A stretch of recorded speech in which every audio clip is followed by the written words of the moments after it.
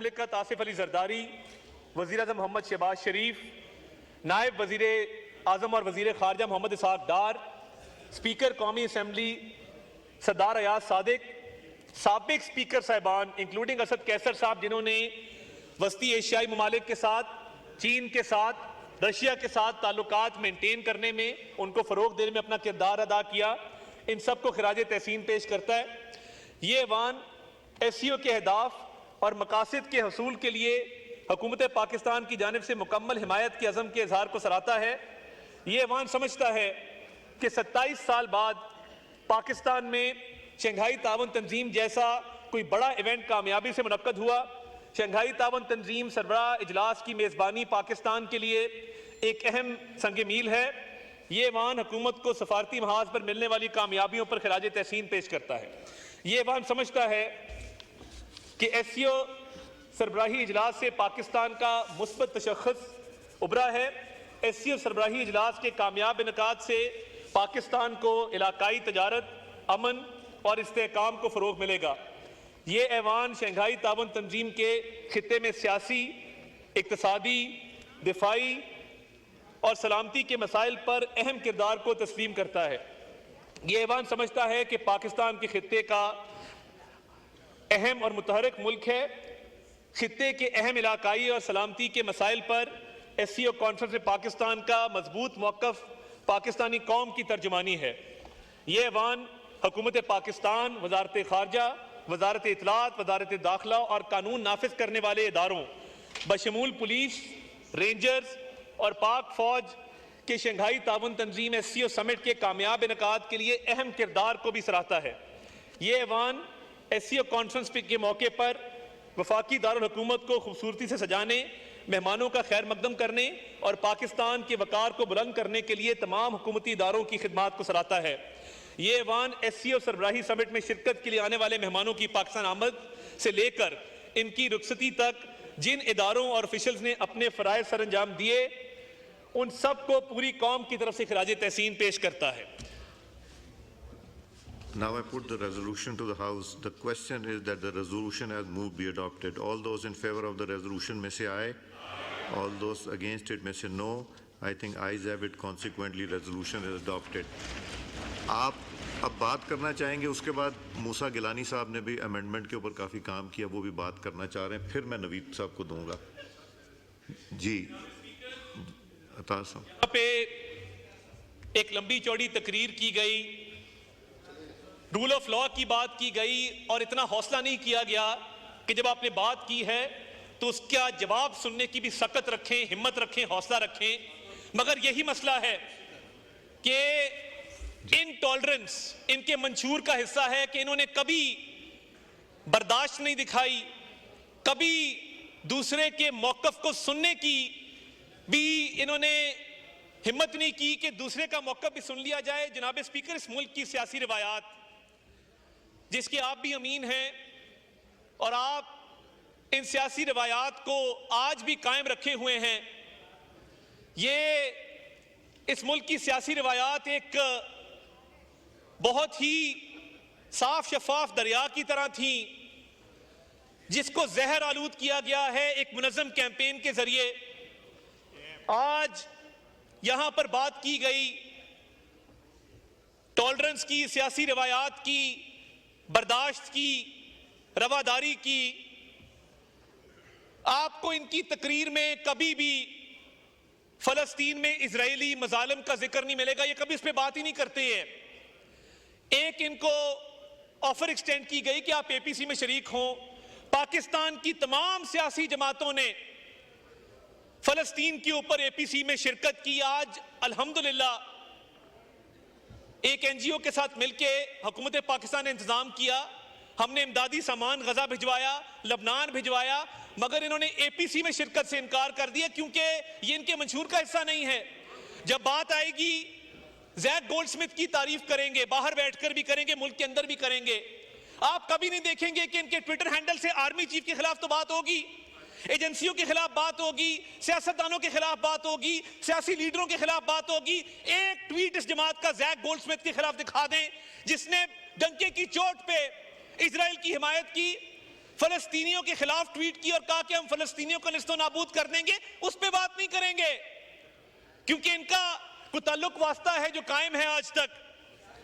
SCO के ऊपर मुझे बताइए, जो प्राइम मिनिस्टर्स इस मुल्क में आए इन 12 ममालिक से, उसको सैबोटाज करने की मुनज़्ज़म साजिश किस सियासी जमात ने की? ये इनकी रिवायात हैं कि 9 मई का हमला हो तो ये शहीदों के मुजस्मों को मस्मार करके जमीन पे गिराकर ठुड्डे मारते हैं।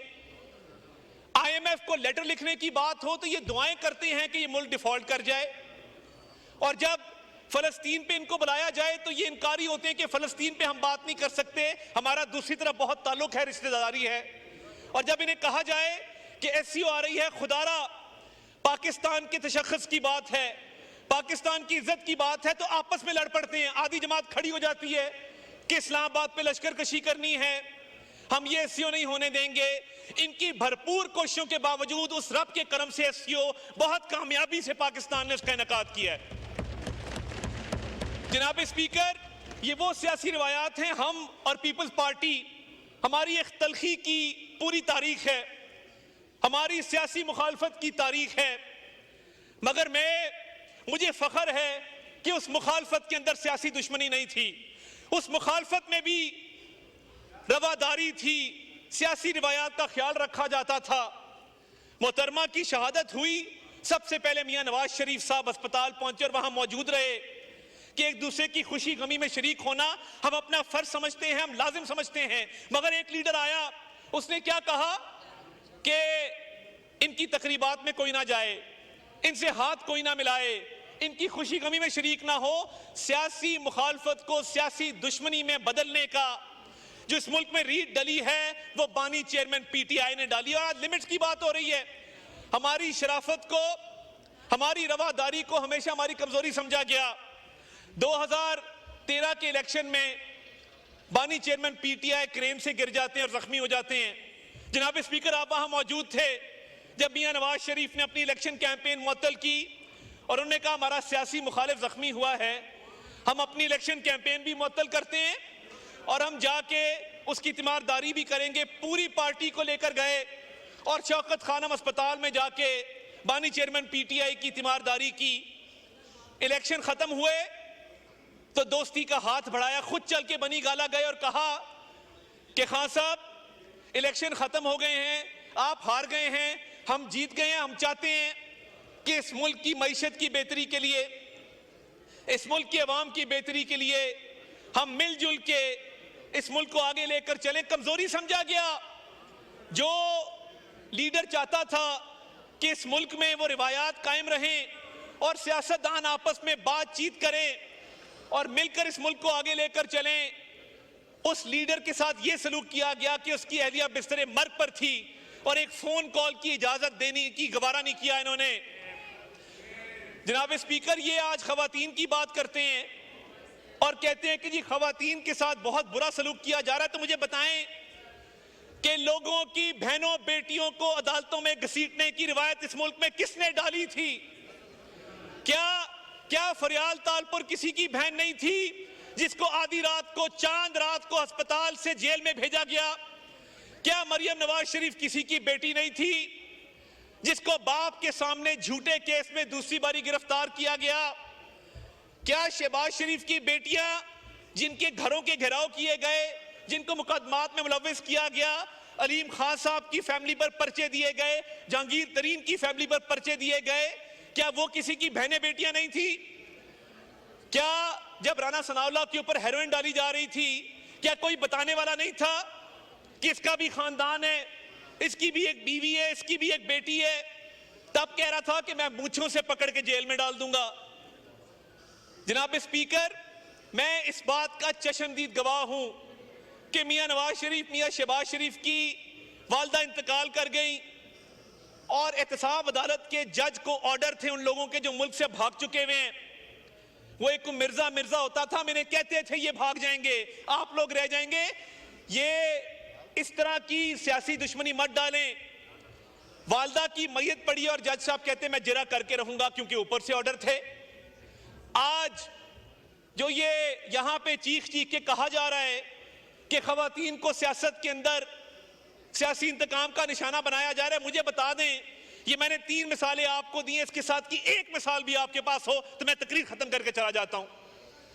इन्होंने तमाम हदें पार की, तमाम लिमिट्स पार की, और कौन सा रूल ऑफ लॉ और कौन सा कॉन्स्टिट्यूशन, इसी कुर्सी पे बैठ के असेंबलियों को तहलील किया, आइन को भी पामाल किया, कानून को भी पामाल किया, और इस मुल्क में ये रिवायत डाली कि लोगों की बहनों बेटियों पर पर्चे हों, उनको अदालतों में लेकर जाया जाए। आज जो ये आपने मजलूमियत की दास्तान सुनी, तो मुझे ये बताया जाए जो केपीके में इन्होंने अपने लोगों को खुद अगवा करके बंद किया हुआ है और यहां पे मजलूमियत का प्रचार हो रहा है, तो क्या वो उन लोगों को आपने खुद बंद नहीं किया हुआ? आज जो ये बेंचेस खाली हैं, क्या पुलिस ने, रेंजर्स ने खाली कराए हैं, हमने खाली कराए हैं? इन्होंने ना सिर्फ अपने लोगों को बंद किया हुआ है, बल्कि कल एक धमकी हमें इस पैगाम दिया कि अगर हमारे लीडर से किसी ने गद्दारी की तो हम जलाओ घेराव करेंगे, हम उसका जीना धोबर कर देंगे। जनाब स्पीकर, टाइम आ गया है कि स्टेट की रिट कायम की जाए। और हम इनको समझाते थे, अली मोहम्मद खान साहब बैठे पूछें, जब यहाँ मुराद सईद बोलते थे या यहाँ पे शहजाद अकबर बोलते थे, हम इनको समझाते थे कि खुदारा हमने ये बहुत तलखी देखी है माजी की, हमने और पीपल्स पार्टी ने, एमक्यूएम ने, इस बात को खत्म किया जाए। मगर तब अनाथ थी, तकब्बर था, इक़्तिदार का नशा था। तो आज ये जो झूठा बयानिया बनाया जा रहा है कि जी मेंबर्स के साथ ये हो गया, मेंबर्स के साथ वो हो गया, आज आप भी बैठे हैं, आप इनको रिस्पॉन्ड भी करते हैं, इनके ग्रीवेंसेस को रिड्रेस भी करते हैं, मगर इन्होंने हमेशा हमारी शराफत को हमारी कमजोरी समझा।